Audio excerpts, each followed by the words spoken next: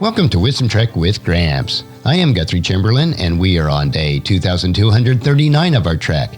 The purpose of Wisdom Trek is to create a legacy of wisdom, to seek out discernment and insights, and to boldly grow where few have chosen to grow before.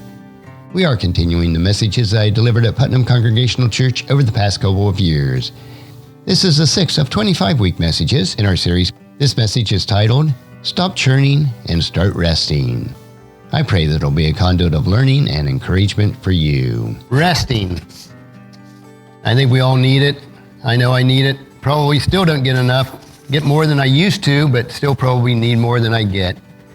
And last week we continued in our extended series through the book of Hebrews in the New Testament, and we learned to beware of a hard heart. It is caused by neglecting to follow God, which will prevent us from entering that rest that we spoke about last week. And today in Hebrews chapter 4, verses 1 through 11, we'll extend this thought to learn how to stop churning and start resting. Let's begin by reading today's passage on page 1865 and 1866 of your Pew Bible. Hebrews chapter 4, starting with verse 1. Therefore, since the promise of entering his rest still stands, let us be careful that none of us be found to have fallen short of it. For we also have had the good news proclaimed to us, just as they did, but the message they heard was of no value to them because they did not share the faith of those who obeyed. Now we who have believed entered that rest, just as God said, so I declared on my oath my anger, they shall never enter my rest. And yet his works have been finished since the creation of the world. For somewhere he has spoken about the seventh day in his words, on the seventh day God rested from all of his works. And again in the passage above he says, they shall never enter my rest. Therefore, since it remains for some to enter his rest, and since those who formerly had the good news proclaimed to them did not go in because of their disobedience, God again set a certain day, calling it today. This he did when a long time later, when he spoke through David, in the passage already quoted, today if you hear his voice, do not harden your hearts. For if Joshua had given them rest, God would not have spoken about another day. There remains then a Sabbath rest for the people of God. For anyone who enters God's rest also rests from their works, just as God did from his. Let us therefore make every effort to enter that rest, so that no one will perish by following their examples of disobedience.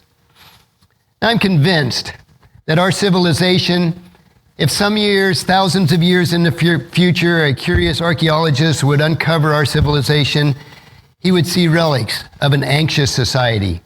Vacation destinations provide us havens as we approach that critical zone of burnout. Treatment facilities house countless victims of mental, emotional, and physical breakdowns. Therapists help us to calm the restful, and physicians routinely today prescribe antidepressants and anti-anxiety medications. But unfortunately, our generation is marked by the ingredients of a society that is dominated by anxiety, including apprehension, uneasiness, worry, and dread. The word I like to use to describe our society today is we seem to be constantly churning. It's sort of like when you have a bad intestinal flu and your stomach is just churning and churning and you're just waiting for something to explode.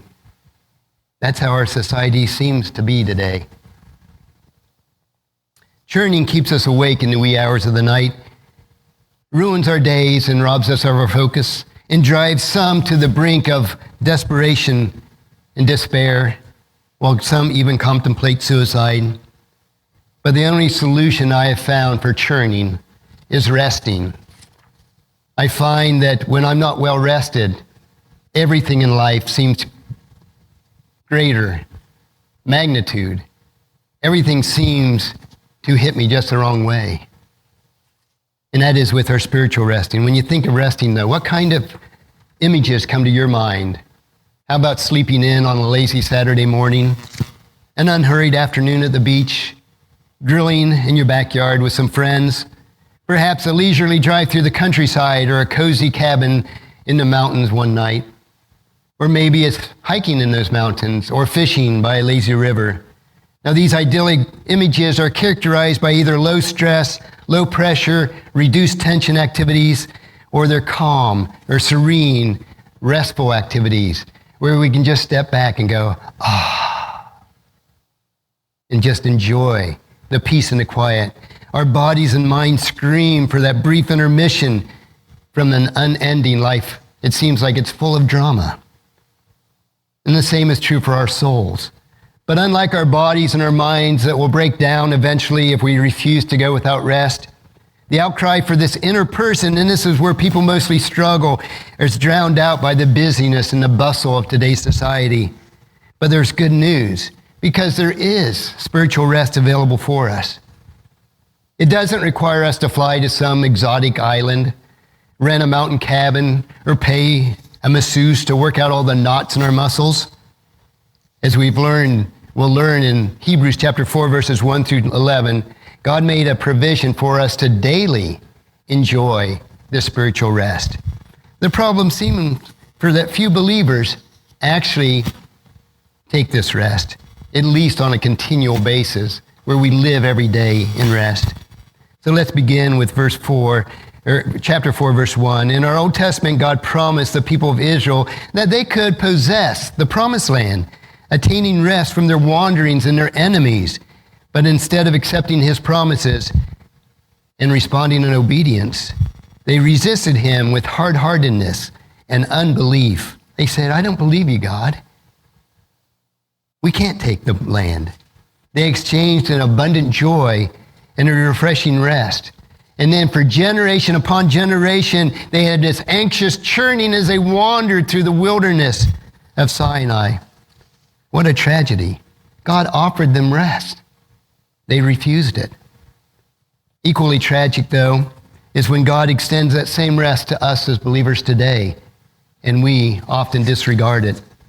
Based on the consequences of our unbelief, described in last week's message in chapter 3, verses 7 through 19, the author of Hebrew issues another invitation for his readers to stop churning and start resting. Beginning with the warning in the verse 1 here, the opening conjunction says, therefore. It indicates he's exploring the logical conclusion of what he talked about in last week's message. The discussion of Israel's failure to embrace the rest that was available to them. They had to come so close to the promised land, so close, in fact, that they could literally see the promised land across the Jordan River. And yet, you would think that would embolden them to go and take the land, but by faith, by belief. But instead, they were filled with fear and said, we cannot do it. In Hebrews chapter 4, verse 1, it says, let us be careful that none of you be found to have fallen short of it. And I like how the New Living Translation puts it. It says, so we ought to tremble with fear that some of you might fail to experience that rest. Yes, we must fear God with honor and respect and reverence. But like the ancient Hebrews, we must also we must not fear the worldly obstacles that are flung into our paths. Instead, fearing God is to keep his commandments by faith and by belief from the numerous distractions and the obstructions that fill our lives every day. The fear mentioned in Hebrews chapter 4, verse 1 refers to a healthy respect for the dire consequences of faithlessness, of unbelief, and disobedience to God. It says in verse 1, since his promises of entering his rest still stand. He said, my rest is still available to you today. It was true of that first century Christian Jews, and it's true for us today. The grave danger looms as we just half-heartedly grasp for that rest, or we turn our back on that offer and say, God, I don't believe you.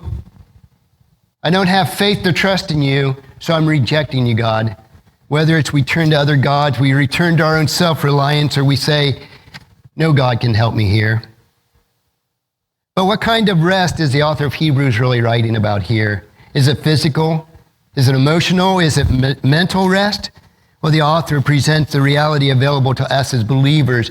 It's a spiritual condition that we're affecting us.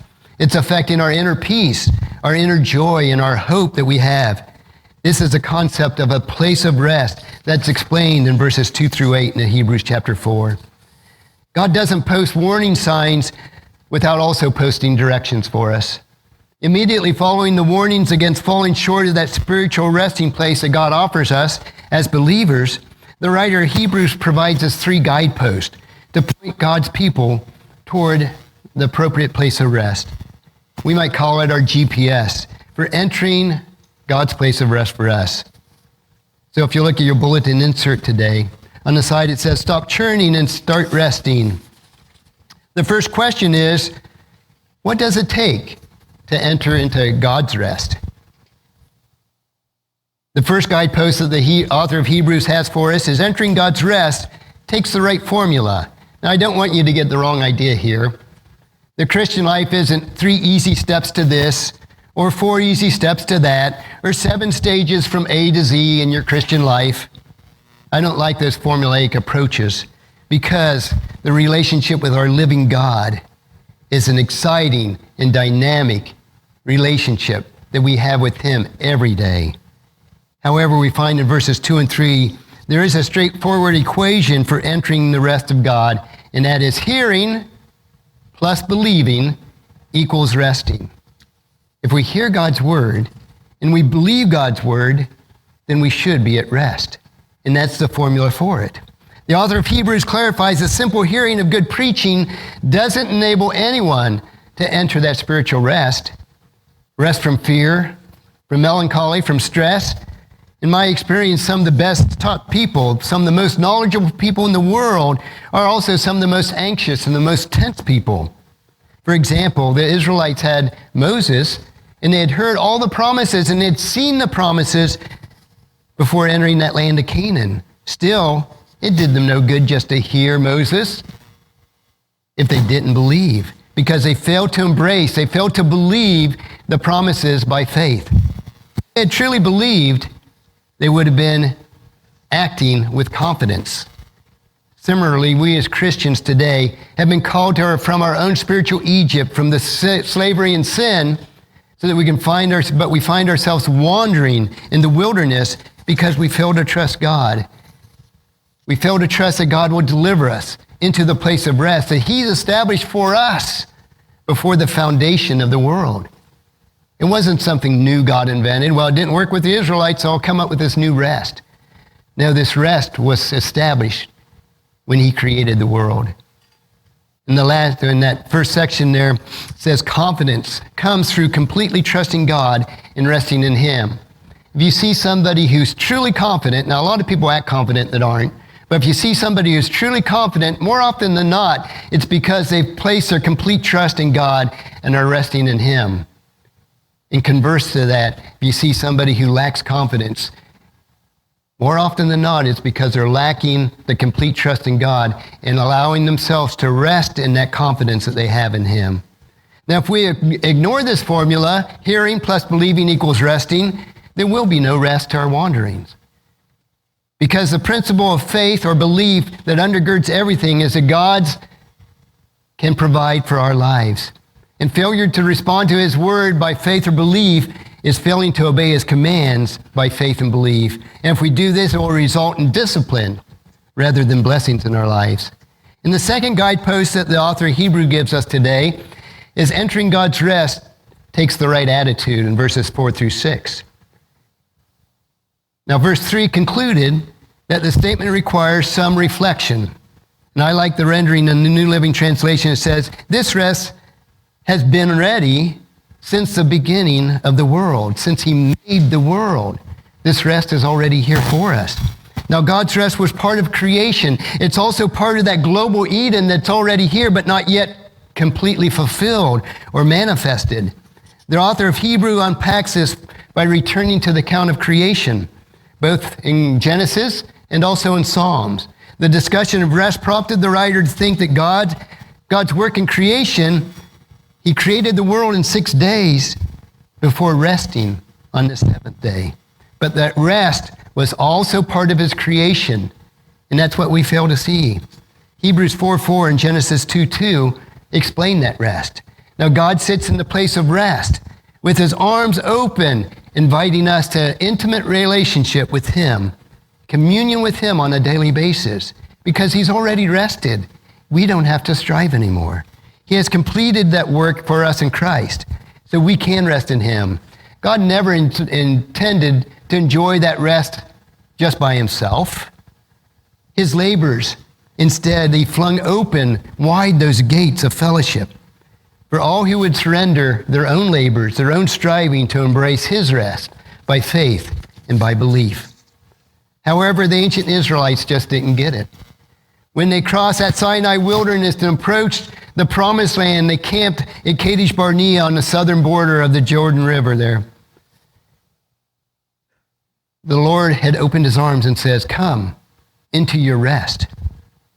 But they were met by fear and trembling. They saw giants in the lands, obstacles too great, and pitfalls too deep.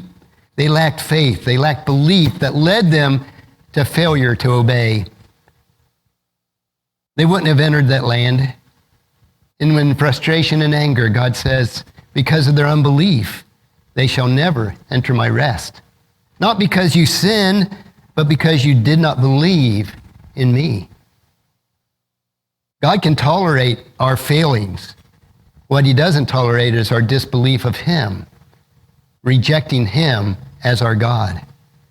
Likewise, our weakening, our waffling, our waning faith can do us in, just as it did to the Israelites. If we turn our backs on God and reject him,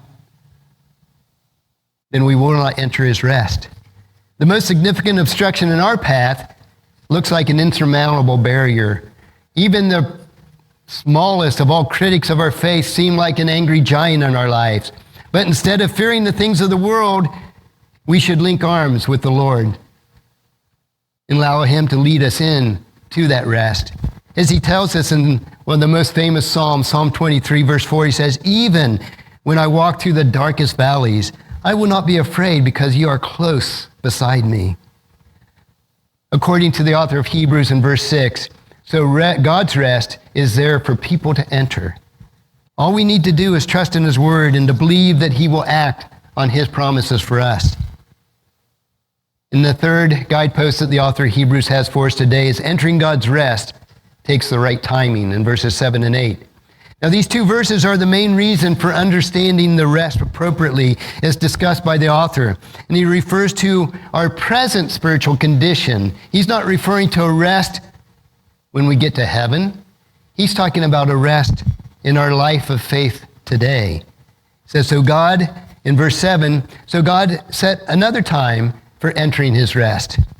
And that time is today, not tomorrow, not next week, not next year, because every day that we enter into is today, and God says, I want you to enter my rest today. So every day we are to enter his rest. We need to choose daily to dwell and rest continually in him. We need to hear his voice, that we have a choice. We can either harden our hearts in unbelief and disobedience, or we soften our hearts in faith and belief and in action. This is the constant, ongoing decision that we make on an every moment basis, an everyday basis. It's not one time in the past we enter his rest and we remain there, because all of us know that we run into troubles almost on a daily basis, and it starts churning up within us every day. So every day we need to enter his rest. Not that we're going to be saved every day. That's not what I'm speaking of. It's just that peace and the rest that we have in him. The Israelites failed to enter God's physical rest of the promised land because they lacked faith. They did not believe. They rejected God. And even though Joshua led the next generation into the promised land, the psalmist shows us that there's another, more excellent type of rest that we're to enter.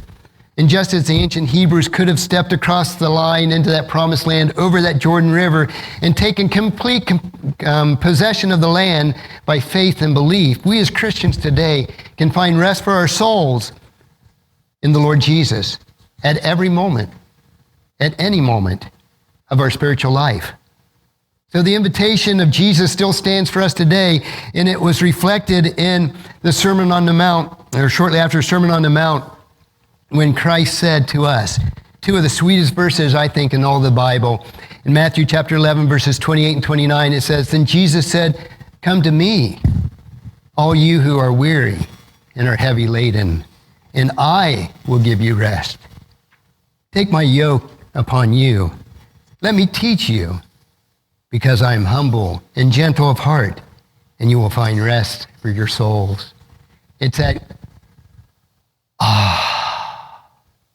where we just can sit back and relax and rest.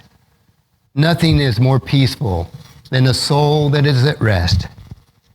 And as we move on to verses 9 through 11, the same kind of rest that God's entered after his work of creation remains for us today. All we need to do is enter that rest from our anxieties and surrender those to God, to take God at his word. He says, "I have a rest for you." Do we believe him? Just as God created everything for us to enjoy, he also created his Sabbath rest for us to enjoy. He has done everything necessary for our spiritual peace today. He says, "Today you can enter my rest." Think of it as a reserved seat at a great banquet that God's put on for us, similar to the marriage supper of the Lamb that described in Revelation. God has purchased the meal tickets and prepared the meal and set the table and opened the doors wide for us. By sending his Son, he accomplished the work of salvation. By sending his Spirit to indwell within us, he gave us the power to do so. He has given us the means of taking him at his word.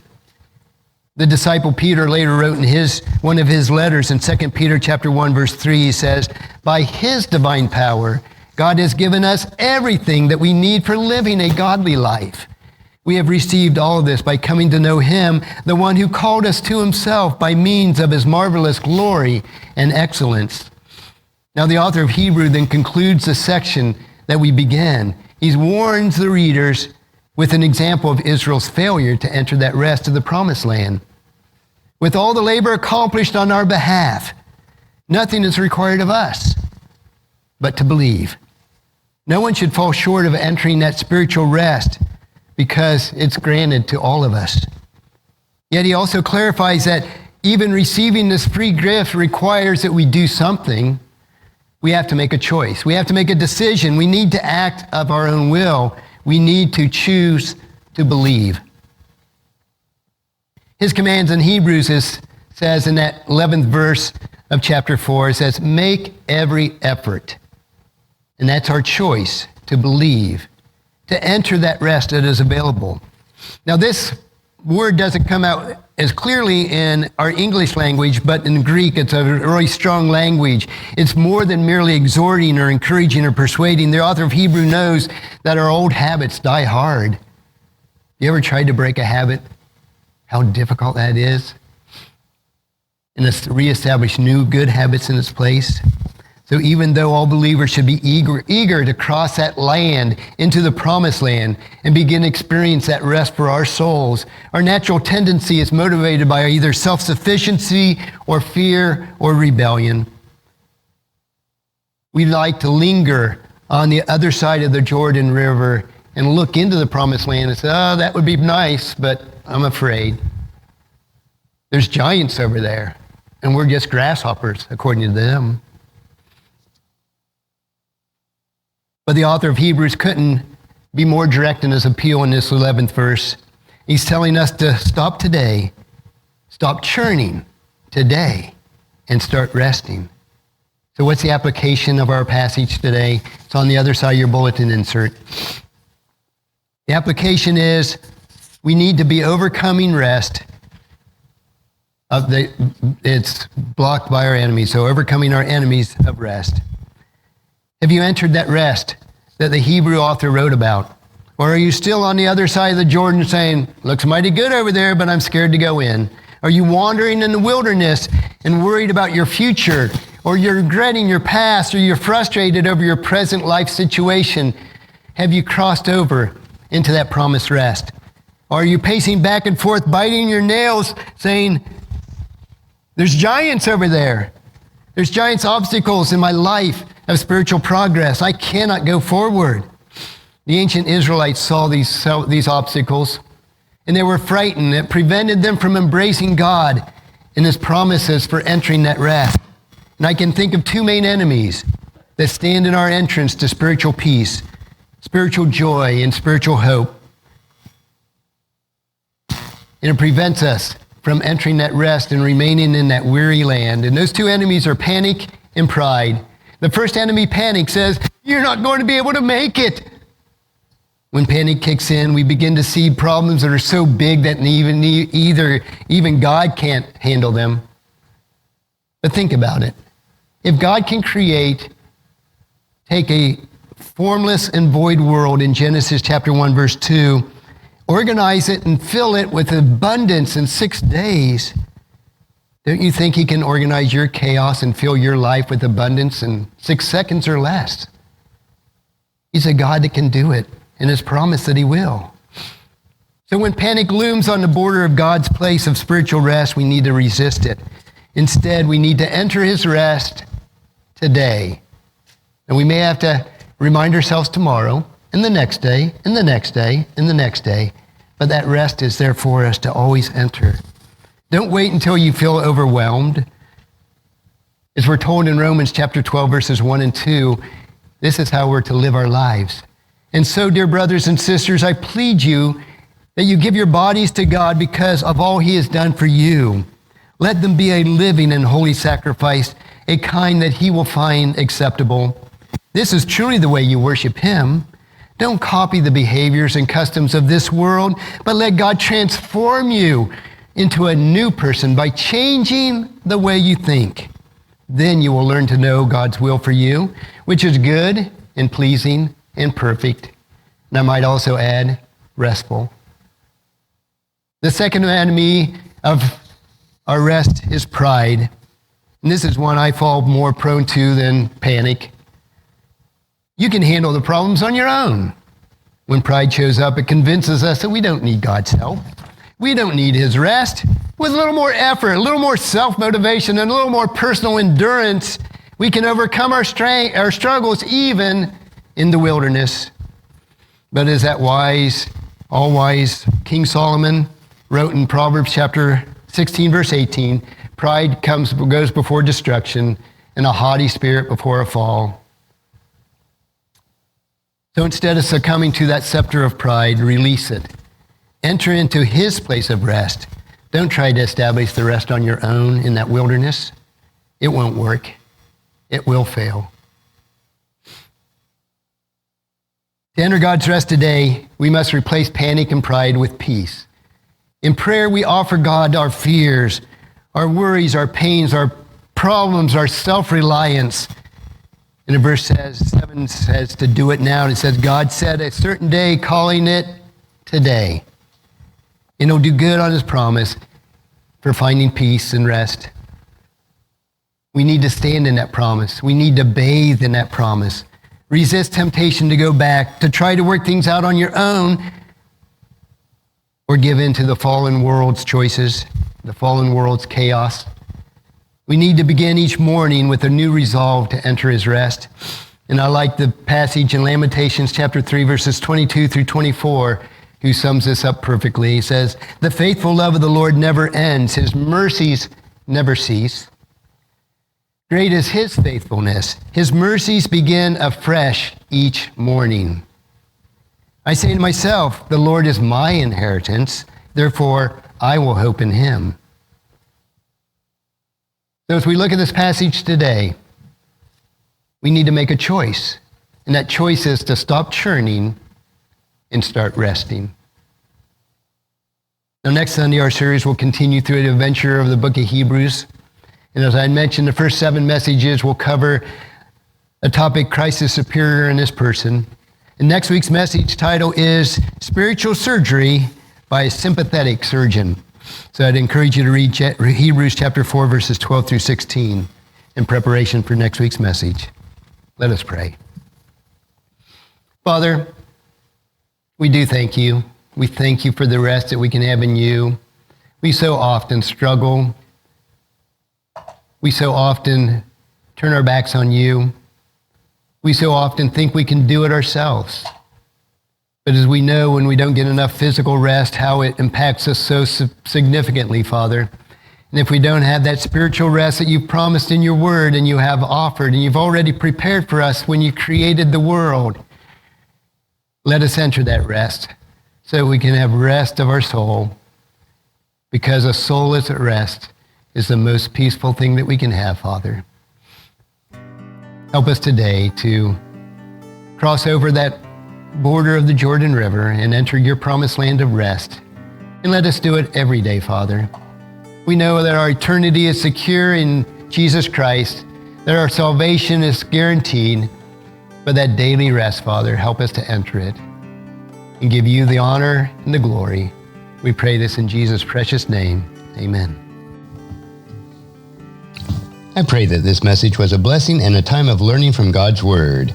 Thank you so much for allowing me to be your guide, your mentor, but most importantly, I am your friend as I serve you through the Wisdom Trek podcast and journal each day. And as we take this trek of life together, let us always live abundantly, love unconditionally, listen intentionally, learn continuously, lend to others generously, lead with integrity, and leave a living legacy each day.